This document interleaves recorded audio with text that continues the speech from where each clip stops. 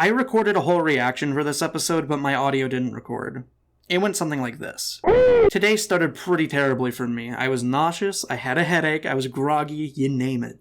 And then just as I started feeling better, this episode dropped. You know the jingle at the beginning of these episodes is going to be nostalgic after completing the game and coming back to these. Right off the bat, I am such a big fan of how they made a 3D model for the gun beetles. I love that Omega promptly throws it out like trash. In the last episode, we had 3D models for the samurai egg pawns from Sonic Colors, and all of these enemies act exactly like they do in their originating games. You know, there's so much personality in Eggman's robots, and then there's like nothing in the gun robots, because that's what sets the two apart. It's really sick just seeing that they went the extra effort to do all this studying, and they made new assets for all these enemies just so each set was accurate to the game. You can also see a painted gun mech in the background, just like in Sonic Adventure 2, and it has its sheer size intact. They're honestly more colossal in this episode than they are in the games. Like, I would expect them to be just a bit bigger than Omega, but it looks like it would tower over him if it was standing up.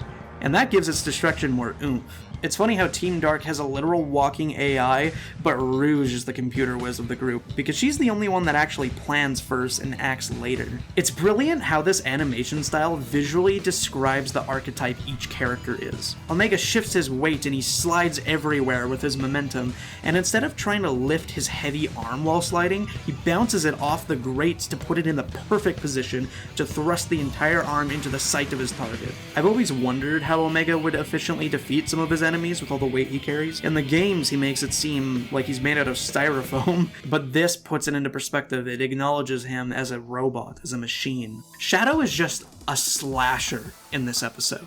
Yeah, from a horror film. He says nothing to his opponents.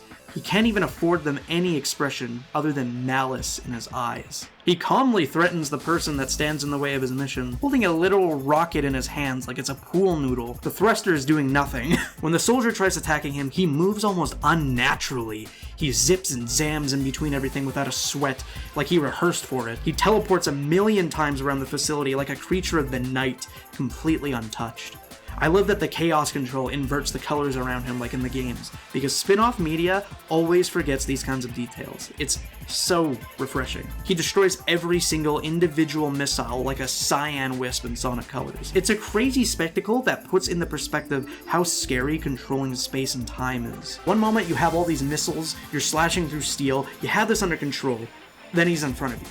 The velocity of your craft is no longer your friend. The moment he rips the cover off the cockpit, I genuinely thought he might murk the guy. It was pure rage in his eyes, but business in his actions. All of his strength in this episode comes with the weight of his past. You can see it with how done he is. Shadow drops to the ground, and he walks like Clarence in that one episode. Stay the hell out of his way. Everything about this fight sets the Hedgehogs apart from the humans, like a Saiyan compared to a human. I'm also in love with how accurately they recreated the real mechs from the SA2 bosses. This puts into perspective the kinds of fights we were going through in those 20-year-old games. This is what we were doing as Shadow and Rouge. Abraham Tower. The absolute highlight of this episode for me.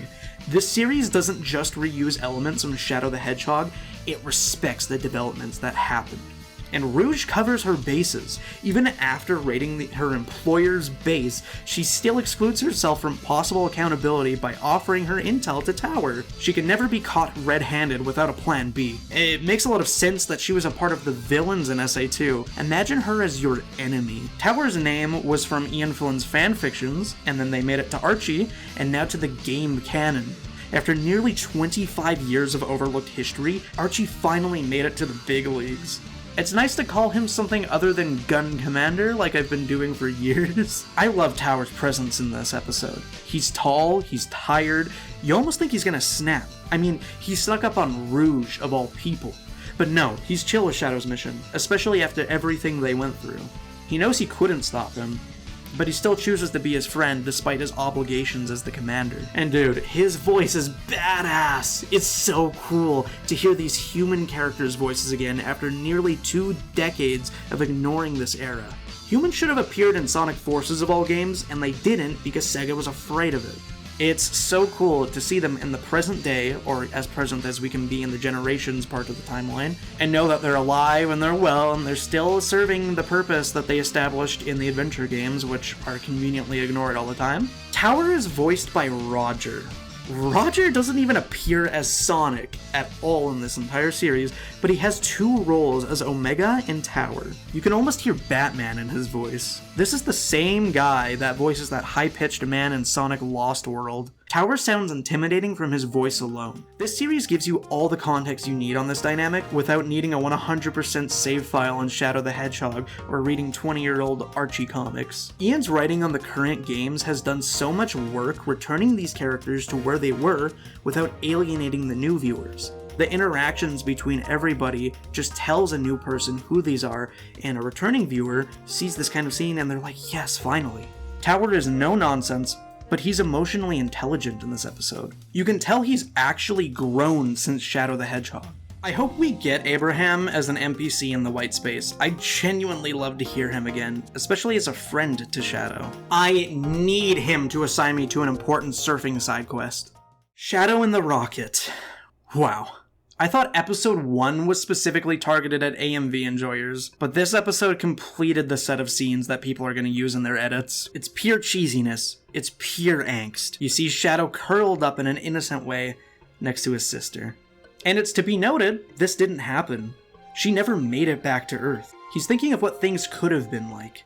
And you could say this is an image from Black Doom, but I think that's a little too simplistic. I don't think these images are filled with enough torturing and manipulation. Shadow might have legit been reeling with memories of Maria, breaking his persona for a second. I think it's intentionally vague. He even says, "A life was taken from me long ago." So he might be genuinely shocked that he's thinking of this again after moving on in 05. We get a glimpse of what Shadow longs for, the life that he wants. And I hope this gets explored in the game itself. You know, I've always loved the comics for exploring these characters further and giving them action moments like this in an era where the games wouldn't.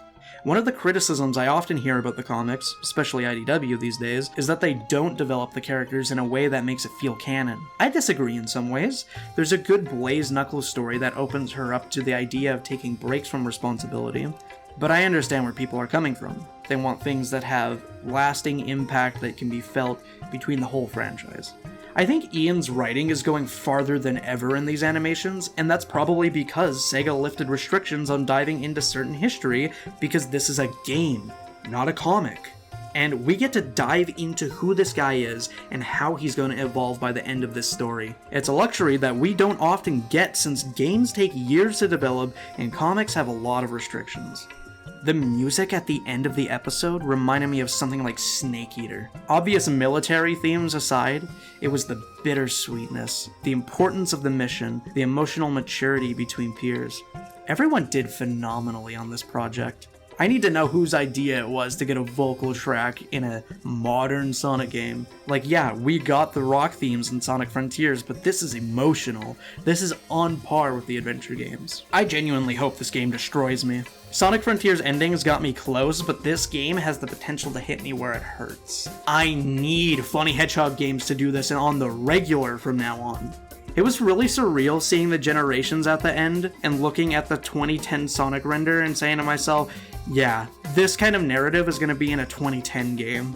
Needless to say, this was by far my favorite episode. I feel it had the best action, the best character dynamics, and the best music, easily. It'd be so cool if that vocal track appears in the game. Imagine how deep they could go with the characters and the story in the game itself. This is the advertisement. This is a free series on YouTube. Imagine what they're doing in the actual product. Those cutscenes are going to be shocking. Sayonara, Shadow the Hedgehog. I'm going to rip every shirt I have until this game drops. I can't take it anymore.